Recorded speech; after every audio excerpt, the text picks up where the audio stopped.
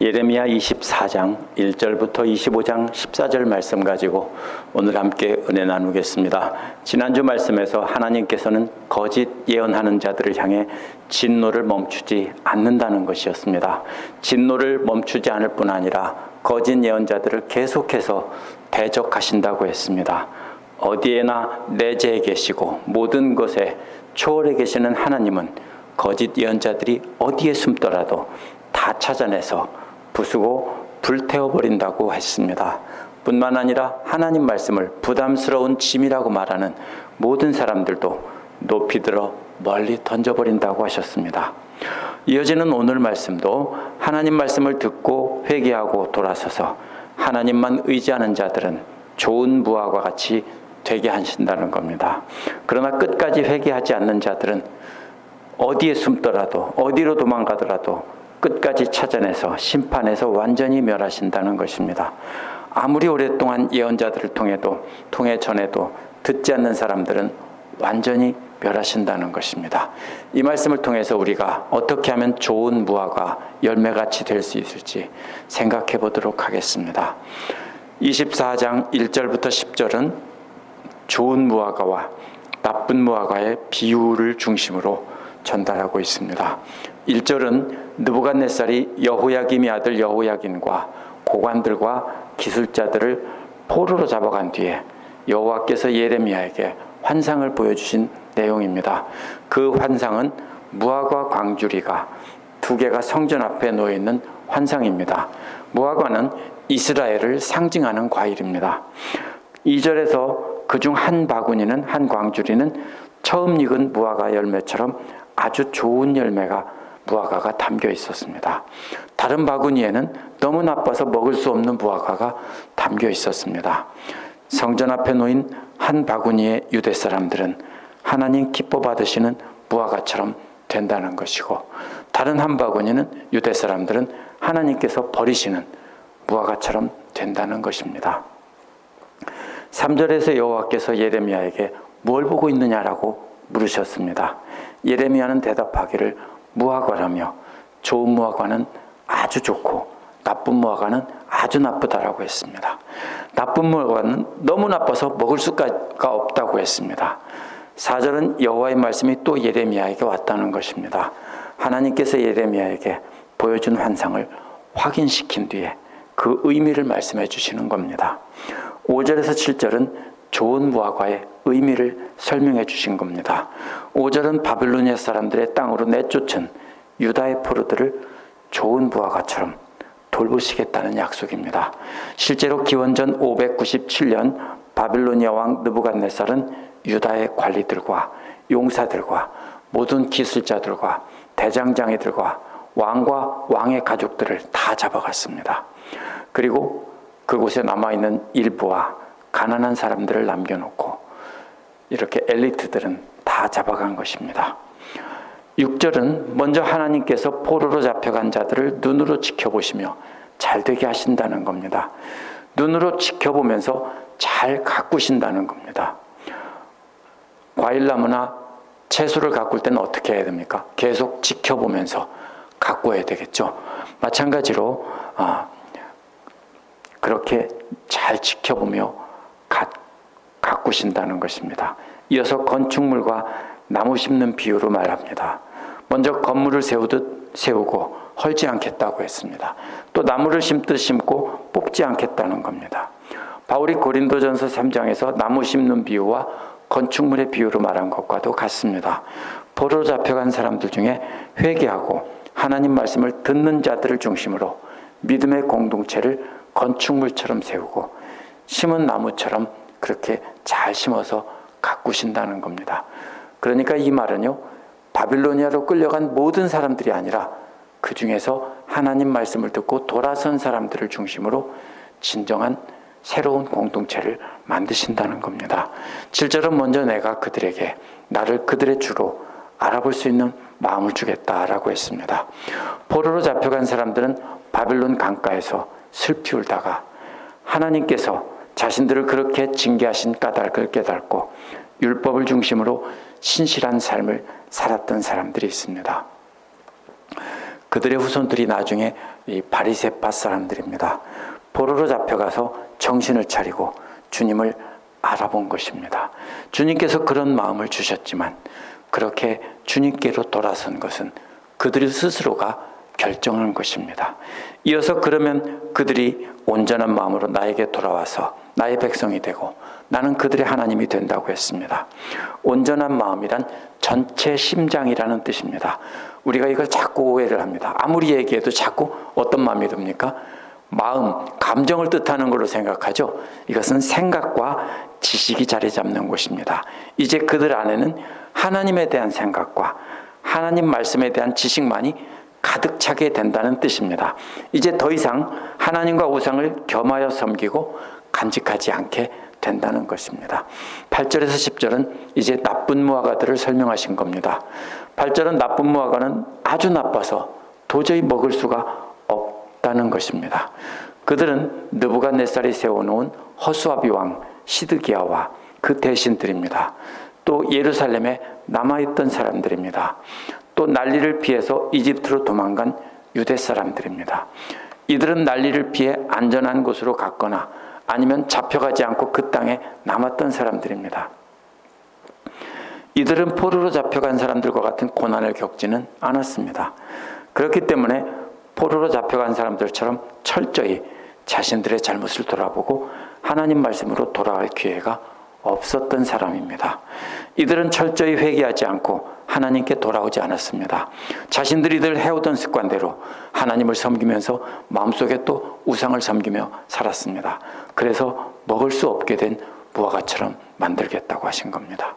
세번역 구절은 내가 그들을 세계만국으로 흩어놓아 혐오의 대상이 되겠다라고 번역했습니다.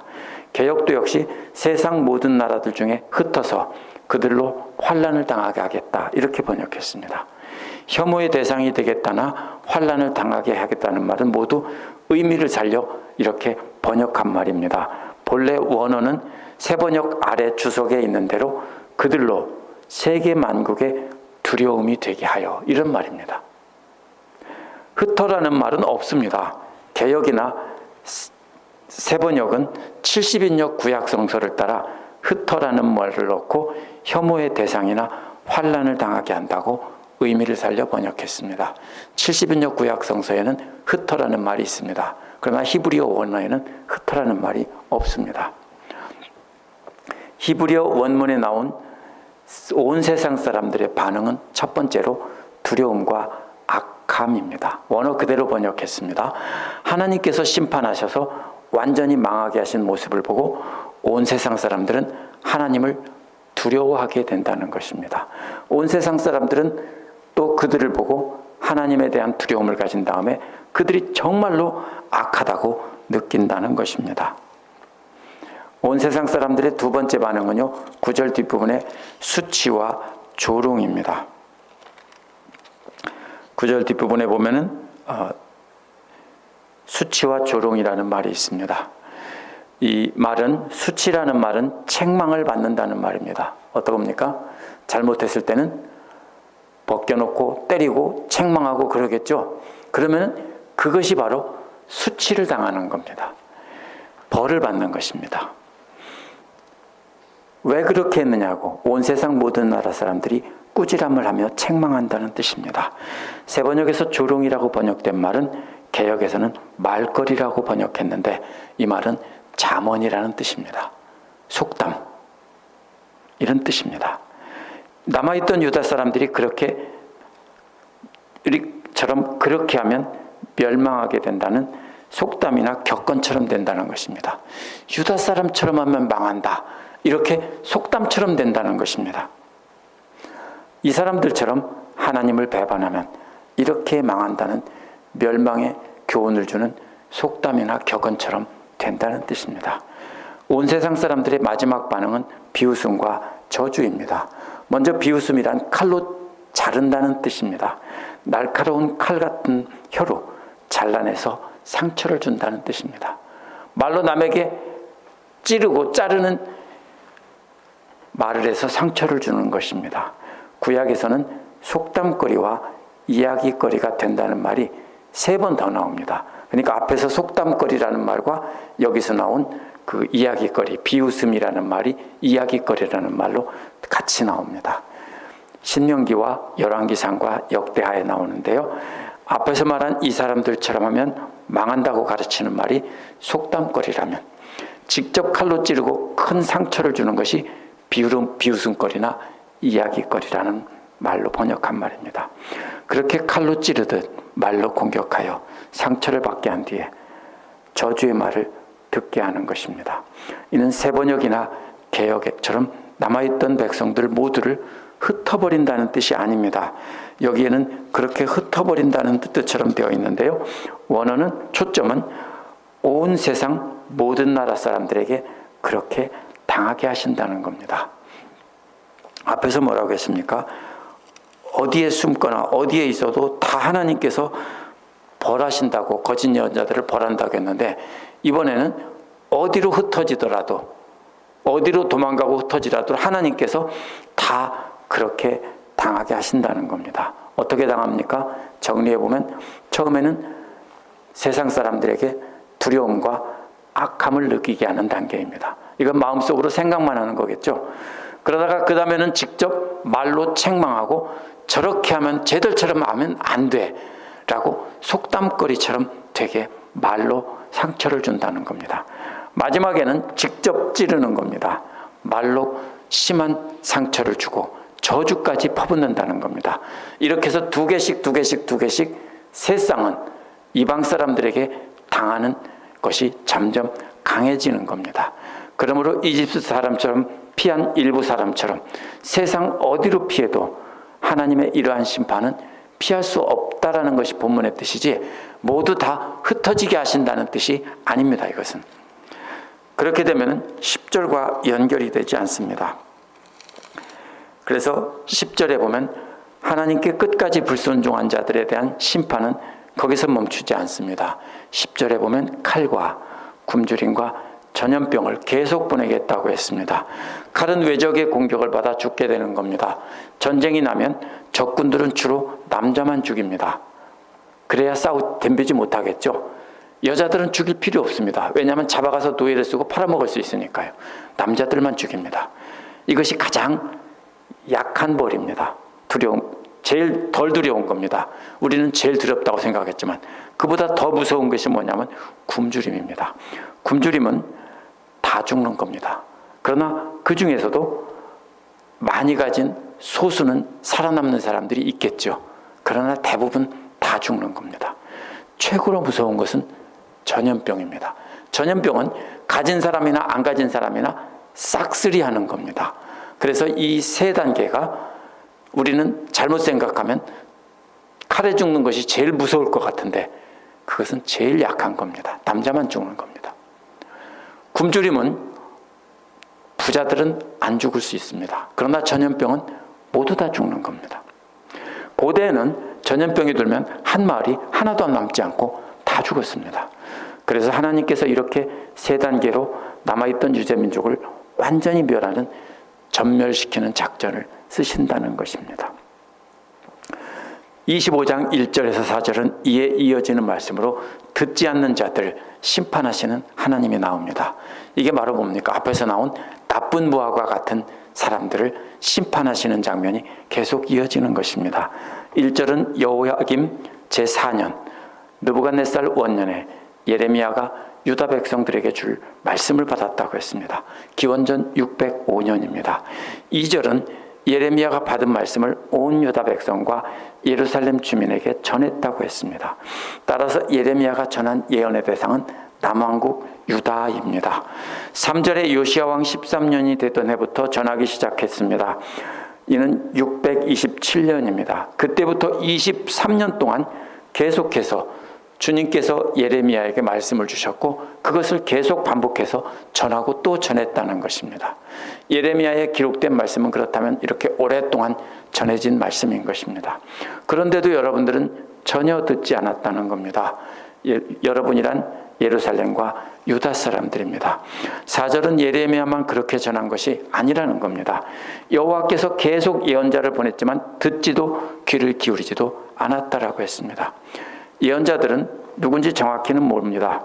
어떤 사람은 스바냐나 하박국 같은 예언자들을 가리킨다고 말하지만 중요한 것은 누구냐가 아니라 하나님께서는 초점은 계속해서 예언자들을 보내셨다는 겁니다. 예레미야에게 23년 동안 전하게 했을 뿐 아니라 다른 예언자들도 꾸준히 예언을 전했다는 겁니다. 그런데도 전혀 듣지 않았다는 것이 4절의 초점입니다. 5절에서 주님께서는 예언자들을 시켜서 하신 말씀을 요약한 것입니다. 핵심 단어는 돌아오라는 것입니다. 악한 삶이란 악한 길이라는 뜻입니다. 삶의 고정된 방식입니다. 그래서 어디를 따라가느냐, 인생길에서 하나님의 길을 따라 걷지 않고 마귀의 길을 따라 걷는 것을 말합니다. 거기에서 돌아오라는 것입니다. 악행이란 그렇게 악한 길을 따라가면서 손으로 하는 행동입니다. 따라서 악한 행동을 그치고 악한 길에서 돌아서서 하나님의 길을 따라 가라는 것입니다. 그러면 주님께서 너희와 너희 조상에게 준 이 땅에서 너희가 오랫동안 영원히 살게 된다는 것입니다. 어떻게 돌아서는지 6절에서 구체적으로 말합니다. 다른 신을 섬기고 경배하기 위해 다른 신들의 뒤를 따라 걷지 말라는 겁니다. 역시 걷는다라고 했죠. 바로 인생의 삶의 방향을 말합니다. 말로는 하나님을 향해 걸어간다고 하지만 실제로는 마귀의 졸개들인 다른 잡신들이 인도하는 세상 쾌락과 탐욕을 향해 걸어가는 것입니다. 섬긴다는 말은 종이 주인의 심부름을 하는 것을 뜻합니다. 그러니까 이것도 순서대로 되어 있습니다. 처음에는 뒤따라가다가 드디어 그 신들에게 인정을 받고 그 신들의 명령을 받아서 심부름을 하게 된 것입니다. 어떤 높은 사람이나 왕을 따라가게 되면 따라가면서 자신을 부하로 써달라고 하겠죠. 그래서 좋다, 이리 와라 하고서 심부름을 시키는 겁니다. 그래서 그것이 두 번째 단계입니다. 세 번째 단계는 경배한다는 말인데요. 한 걸음 더 나가서 그 신들 앞에 엎드려 절한다는 것입니다. 우상숭배의 정도가 처음에는 뒤따라가다가 그 다음에는 심부름꾼이 되다가 마지막에는 경배하는 단계가 되는 것입니다. 또 너희 손으로 만든 작품과 함께 나의 분노를 격발시키지 말라고 했습니다. 우상이란 섬김의 대상이 아니라 하나의 예술 작품이거나 미술 숙제일 뿐이라는 것입니다. 미술 숙제를 가지고 와서 미술 시간에 만든 어떤 조각품 같은 걸 만들 수 있겠죠. 찰흙 같은 걸로도 만들 수 있고 석고상도 만들어 보신 적이 있을 겁니다. 그걸 가지고 와서 집안을 장식한다면 문제가 없습니다. 근데 그것을 향해서 절하고 섬긴다면 그건 잘못된 거죠. 미국에서 불상들을 어떻게 팝니까? 저런 데 보면은 가게에 가면은 집안 장식하는 데코레이션으로 팝니다. 그렇죠? 미국 사람들의 집에 가면 정원에 그 불상들이 나무숲 같은 데 정원에 놓여 있는 것을 봅니다. 그것은 숭배의 대상이 아니라 마치 비너스 같은 그런 아름다운 조각품처럼 바로 그렇게 놓는 것입니다. 그럼 문제가 없습니다. 한국 사람들 같으면 안 하겠지만 문제가 없습니다. 한국 사람들은 대신 그리스의 신상들은 예술작품이라고 비너스 같은 거 놓지 않습니까? 그것도 신입니다. 우상입니다. 옛날 고대 그리스에. 어떤 상이든 간에 그것을 미술작품으로 전시해 놓는다면 그것은 아무 상관이 없습니다. 그런데 그것을 그렇게 손으로 만든 미술작품을 예배의 대상으로 삼는다면 그것은 하나님의 분노를 격발시키는 행동이라는 것입니다. 7절은 그렇게 경고하신 주의 말씀을 듣지 않았다는 것입니다. 더 나아가서 손으로 만든 미술작품들을 가지고 하나님을 분노하도록 자극했다는 겁니다. 주께서 말씀하셨다고 했기 때문에 하나님께서 그런 악한 행동을 반드시 심판하신다는 뜻입니다. 8절은 원어에서 그러므로 이제 만군의 주 여호와께서 말씀하신다, 이 말로 시작합니다. 왜 이렇게 시작합니까? 모든 나라의 군대, 모든 왕들을 다스리시는 여호와 하나님께서 심판하신다는 것을 알리는 겁니다. 이제 심판이 시작된다라는 신호입니다.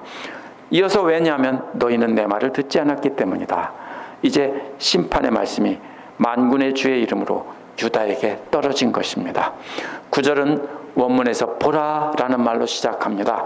만군의 여호와의 심판의 말씀이 떨어지는 것을 알리는 말입니다. 보라 하고 이제 시작됐다는 겁니다. 그 심판이 무엇입니까? 여호와께서 북방의 모든 종족을 보내시겠다는 겁니다. 또 바벨론 왕 느부갓네살을 하나님의 종이라고 부르며 보내신다는 겁니다. 그런데 주의할 것은 느부갓네살이 하나님을 섬겼다는 뜻이 아니라 하나님이 불러서 심판의 도구로 사용하셨다는 것입니다. 그를 사용해서 유다뿐 아니라 유다의 주변 나라들까지 다 쳐서 멸하시도록 하겠다는 겁니다. 하나님의 심판의 결과는 세 가지로 표현됩니다. 첫째는 놀라움입니다. 모든 사람이 공포감을 느끼게 하신다는 겁니다. 유다가 완전히 멸망한 것을 보고 처음에는 공포감을 느끼는 겁니다. 둘째는 빈정거림입니다. 두려움이 지나가면 그 다음에 사람들은 유다를 경멸하고 욕하며 지나가는 것입니다.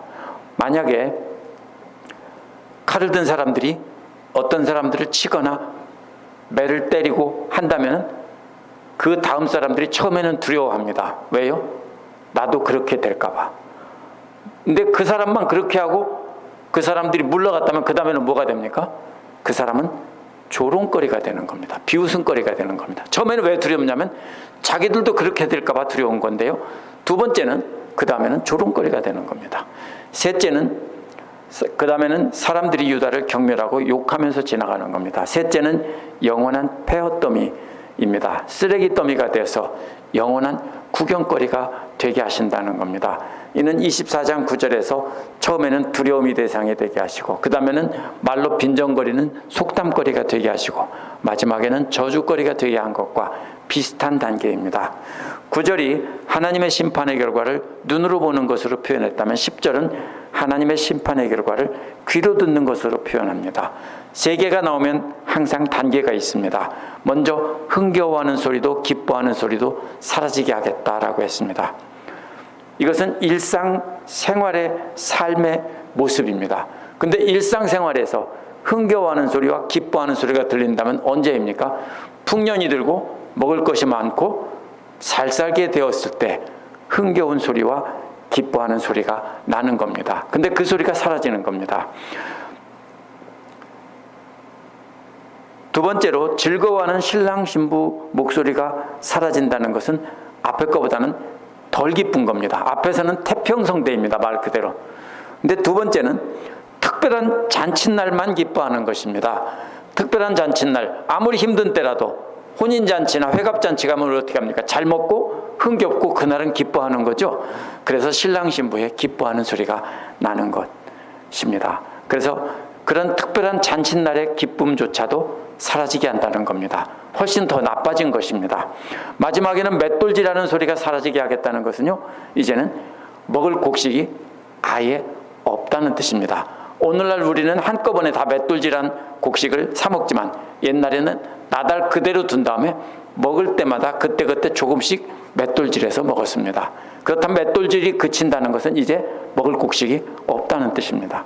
심지어는 등불조차 사라지게 하겠다는 것은요, 뭐 기름이 떨어졌다고 할 수도 있지만은 그것보다는 사람들이 다 죽었기 때문에 폐허가 되었기 때문에 밤이 되면 불이 하나도 안 보인다는 뜻입니다.